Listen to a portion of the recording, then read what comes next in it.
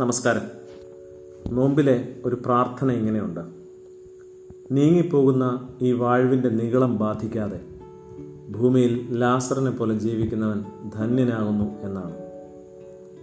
എന്താണ് ലാസറിൻ്റെ ജീവിതത്തിൻ്റെ ഔന്നിത്യം?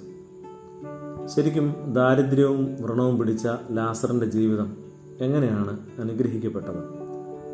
അനുകരണീയമായ മാതൃകയാവുന്നത് എങ്ങനെയാണ്? യേശു ധനവാന്റെയും ലാസറിൻ്റെയും ഉപമ തുടങ്ങുന്നത് ഇങ്ങനെയാണ്: ഒരു ധനവാൻ ഉണ്ടായിരുന്നു. അവൻ ചുവന്ന പട്ടും മൃദുല വസ്ത്രവും ധരിക്കുകയും എന്നും സുഭിക്ഷമായി ഭക്ഷിച്ച് ആനന്ദിക്കുകയും ചെയ്തിരുന്നു. അവൻ്റെ പടിവാതിക്കൽ ലാസർ എന്നൊരു ദരിദ്രൻ കിടന്നിരുന്നു. അവൻ്റെ ശരീരം വ്രണങ്ങൾ കൊണ്ട് നിറഞ്ഞിരുന്നു. ധനവാന്റെ മേശയിൽ നിന്ന് വീണിരുന്നത് കൊണ്ട് വിശപ്പടക്കുവാൻ അവൻ ആഗ്രഹിച്ചു. നായ്ക്കൾ വന്ന് അവൻ്റെ വ്രണങ്ങൾ നക്കിയിരുന്നു. ഇങ്ങനെയാണ് കഥയിൽ ഇരുവരുടെയും പശ്ചാത്തല വിവരണം.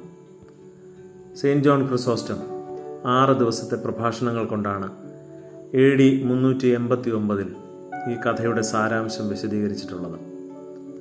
ബാഹ്യ ചുറ്റുപാടുകൾ കൊണ്ട് ഒരുവൻ്റെ നിലവാരം അളക്കരുത് എന്നാണ് ആദ്യം തന്നെ അദ്ദേഹം പറയുന്നത്.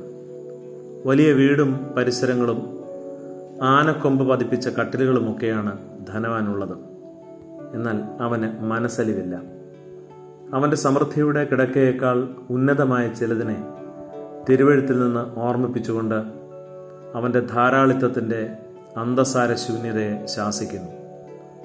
അനുതാപ കണ്ണീർ കൊണ്ട് നനഞ്ഞ ദാവീദിൻ്റെ കിടക്കയും മാലാഖമാർ കയറിയിറങ്ങുന്ന ദർശനം കാട്ടുന്ന കരിങ്കൽ കഷണത്തിൻ്റെ തലയിണയിൽ തല വെച്ചുറങ്ങിയ യാക്കോബിൻ്റെ കിടപ്പുമൊക്കെ സൂചിപ്പിച്ച ധനവാന്റെ ജീവിതത്തിൻ്റെ വ്യർത്ഥതയെ എടുത്തു കാട്ടുന്നുണ്ട്. എന്നാൽ ലാസറിൻ്റെ ജീവിതത്തിൻ്റെ കഷ്ടപ്പാടുകൾ നോക്കണം. ദാരിദ്ര്യം, വ്രണങ്ങൾ, ഒറ്റപ്പെടൽ, ആശ്വാസവാക്ക് പറയാൻ ആളില്ലാതിരിക്കുക, അയൽക്കാരൻ്റെ ഉയർച്ച കൺമുമ്പിൽ കാണേണ്ടി വരിക, അവൻ്റെ ദുഷ്ടത ഇനിയും വർദ്ധിക്കുന്നത് അറിയേണ്ടി വരിക, ദുഃഖം പങ്കുവെക്കുവാൻ ആരും കൂട്ടില്ലാതിരിക്കുക, നിന്ന ഏൽക്കുക, അതും ആയുഷ്കാലം മുഴുവനും. ഇങ്ങനെ 9 കൂട്ടം സംഗതികൾ ലാസർ അനുഭവിക്കുന്നു എന്നാണ് സെയിൻറ്റ് ജോൺ ക്രിസോസ്റ്റം പറയുന്നത്.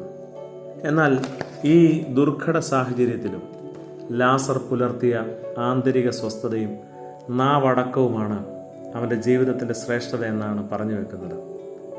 ഈ മനോഭാവം അവനെ എത്തിക്കുന്ന ഇടം നോക്കണം. ധനവാൻ മരിച്ച് അടക്കപ്പെട്ടുവെന്നും ദരിദ്രൻ മരിച്ചപ്പോൾ ദൈവദൂതന്മാർ അവനെ അബ്രഹാമിൻ്റെ മടിയിലേക്ക് കൊണ്ടുപോയി എന്നുമാണ് കഥയിൽ തുടരുന്നത്.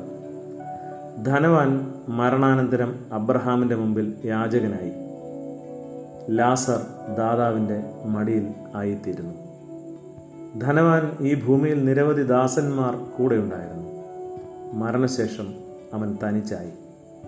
എന്നാൽ ഭൂമിയിൽ തനിച്ചായിരുന്ന ലാസർ മരണാനന്തരം ദൂതസംഘത്തിൻ്റെ അകമ്പടിയോടെ അബ്രഹാമിൻ്റെ സൗഹൃദ വലയത്തിലെത്തുന്നു. ആതിഥ്യം മറന്ന ധനവാൻ ഉദാരമതിയായ ആതിഥേയനായിരുന്ന അബ്രഹാമിൻ്റെ മുമ്പിലെത്തുന്നത് അവൻ്റെ തെറ്റിൻ്റെ ആഴം ഓർമ്മിക്കുവാനാണത്രേ. ക്രിസോസ്റ്റത്തിൻ്റെ തുടർ പ്രഭാഷണങ്ങൾ കഴിയുമെങ്കിൽ വായിക്കണം. നമ്മുടെ ഇന്നത്തെ പാഠത്തിന് ഈ ആദ്യ 2 പ്രഭാഷണങ്ങളിലെ വിശദീകരണങ്ങൾ മതിയാകും. ലാസറിൻ്റെ ആറ്റിറ്റ്യൂഡ് ജീവിതത്തിൽ നേടാനുള്ള നല്ല നേരമാണ് പ്രിയരെ ഈ കൺസ്യൂമറിസത്തിൻ്റെ ഈ കാലത്തെ നോമ്പ് പിടുത്തം. സാഹചര്യങ്ങളെ വിവേകപൂർവ്വം വിനിയോഗിക്കാൻ നമ്മുടെ ബോധങ്ങളിൽ നമുക്ക് വെളിച്ചം നിറയ്ക്കണം. നമസ്കാരം.